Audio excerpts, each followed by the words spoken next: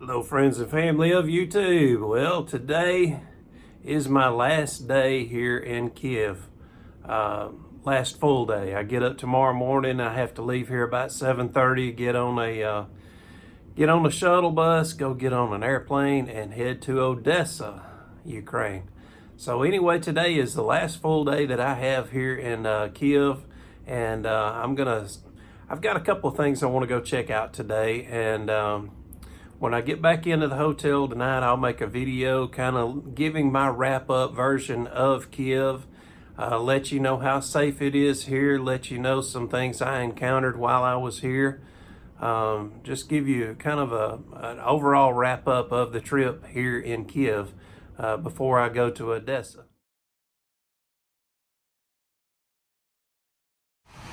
And this is like a porta potty. You pay 5 hryvnia to use this porta potty here. There's a woman inside that window right there. You give her 5 hryvnia and you get to use the porta potty. And there may or may not be toilet paper in there, so you should always carry toilet paper with you. If they do have toilet paper, it will be the John Wayne edition. And here's a good travel tip of the day. Bring your own toilet paper. That's soft toilet paper right there. Now what they have here is called John Wayne toilet paper. It is true grit, it is rough and tough, and it will take no crap off of anybody. So you definitely want to bring your own toilet paper. Now the other thing you may want to do, and I did not think of this, but you will need a pole vault, so if you can bring one, because I'm going to tell you something, that tub is higher than my knees. That is about 8 inches higher than my knees, and I am over 6 foot tall. So for me to step up in there, it's like an Olympic hurdle.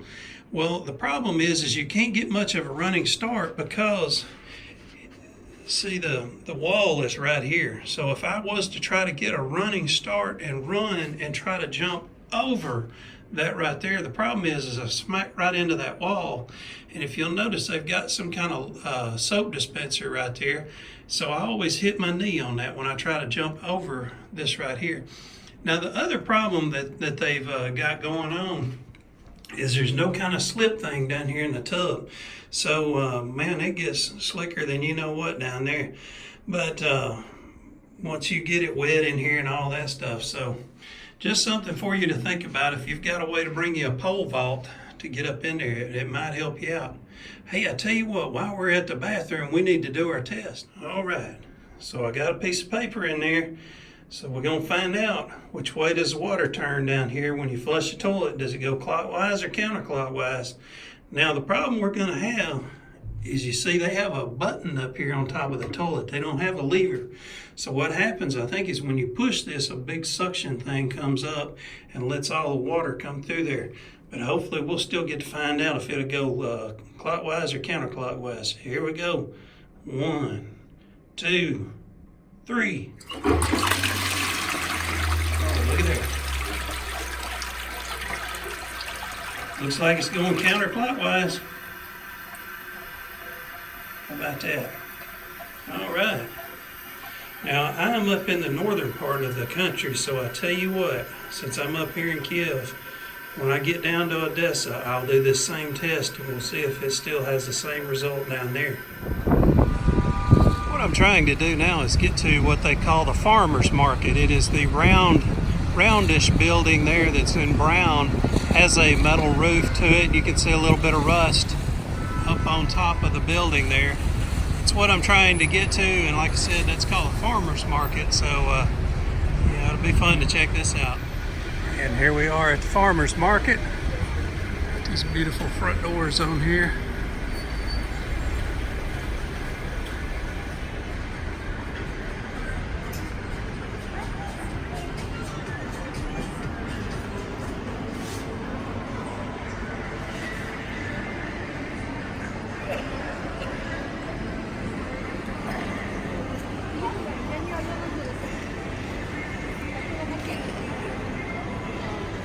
You see they also have meats in here. They have different types of nuts, all kinds of fresh fruits.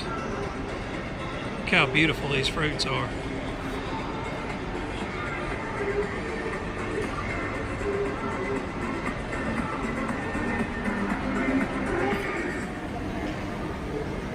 Got other meats over here, even it looks like bacon slices right here, but also get some fresh fish in here, and maybe not so fresh.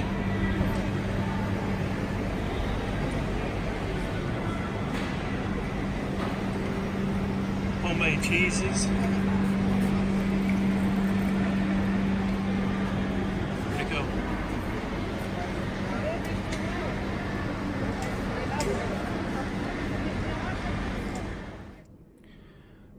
Okay, I know there was a point on one of the video clips, and I'll try my best to find the little clip so I can share it with you again. But many times there are people that are trying to sell you something or do a photo picture with you and charge you money for that.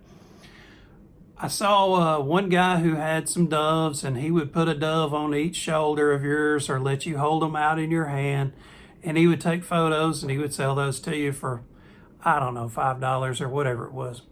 So anyway, as I was walking around, I happened to see these two young guys, and they both had squirrel monkeys on their shoulder. And I thought, well, that's not something you see every day. So I looked over and I saw the squirrel monkeys on the guy's shoulders running back and forth. And I didn't realize that these guys were photo opportunists or what they were. I had no idea. So it's not every day you see a guy with squirrel monkeys on his shoulders. So anyway, I kept walking, and I'd gotten probably 50, 75 yards away from where I saw them at. And the guy, one of the young guys, chased me down, and he said, "Do you want to pet my monkey?" I was like, no, I'm good, man. I'm good. Thank you. No, I'm fine. So I guess he was trying to get me to do a photo deal with him, you know, where he lets me hold the monkey, pet the monkey or whatever, and I pay him money to pet the monkey. So anyway, just funny little story that I run into there that I was not expecting to have happen.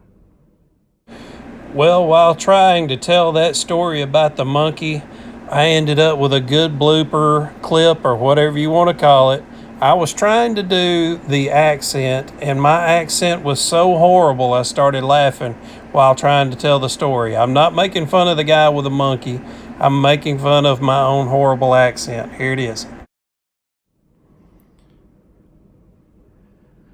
So, after seeing the guys with the monkeys, I had walked a little further, and I had a tap on my shoulder, and I turned, and the guy says, "Do you want to pet my monkey?"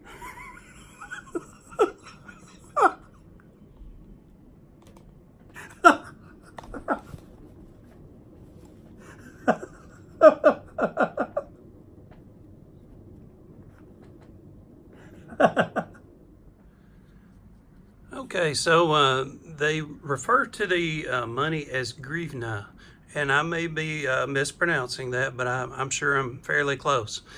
Anyway, as you can see, I've got bills anywhere from 500, 200, 50, 20, 5, 2, and 1. Now, I've not found anything that you can buy with $1, 1 grivna. But this is about the price of a Pepsi, a Coke, a juice, something of that nature is going to cost you. Probably coffee is about the same, I would expect. Anyway, that's going to be about 20 grivna. Now, a lot of times you will see that same drink might be 18 grivna, so you will get back 2.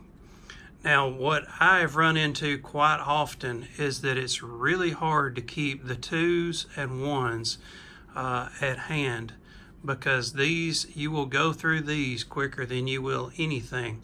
And every time I go to a store and I buy something, and let's say that it's 18 grivna, and I hand them a 50, they're immediately asking me if I have 2s or 1s to help even it out to where all they have to give me back is a 20 or a 5 or whatever the change might be. So your likely question is, how much money is this in US dollars? This is about $150 worth of cash if you was to trade this in. All right, I got another safety tip for you, and this is no matter where you go traveling, this is always a good idea. Well, I know it looks kind of strange having everything laid out here, but it will make a little more sense as I go along. What I have in this pocket here, this is what I carry in this pocket. This is going to be a smaller amount of money, but it's a good variety of money. So that if I go up to a small shop and I want to buy something that's only 20 hryvnia, I pull out 20 hryvnia. I'm not pulling out a huge wad of cash. I'm definitely not pulling out a billfold. The last thing I would want to do is somebody come up, grab my billfold, and take off running. So for that reason alone, I have just a small bit of cash that I keep in that pocket. Also, if I were to get mugged, whether I was in this city or any other city, I'm going to hand them this amount of cash. They're going to take off running. In this front pocket, I'm going to have my larger amount of cash. And if you'll notice, these pants have, I'm also going to have my passport in my front pocket. And this is also where I keep my cell phone, again, so that it's under the Velcro.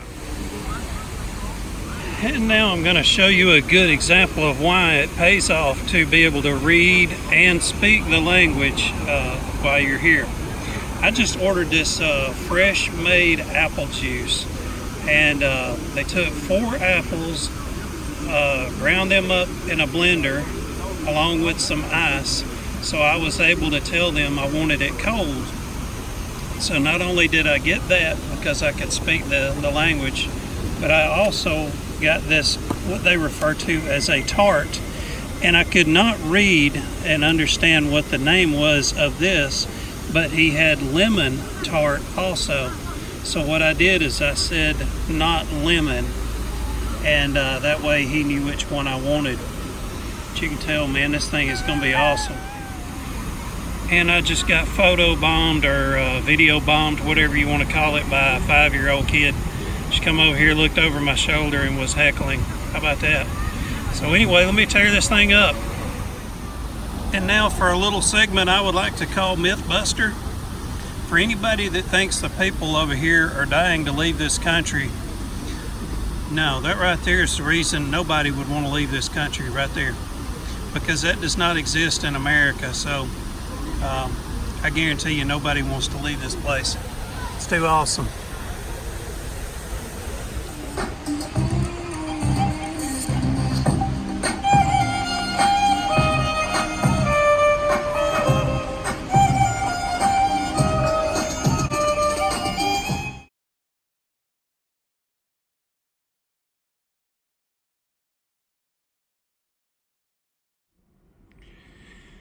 And over here they have what is called the Christian Orthodox Church, and they also have that in Russia as well.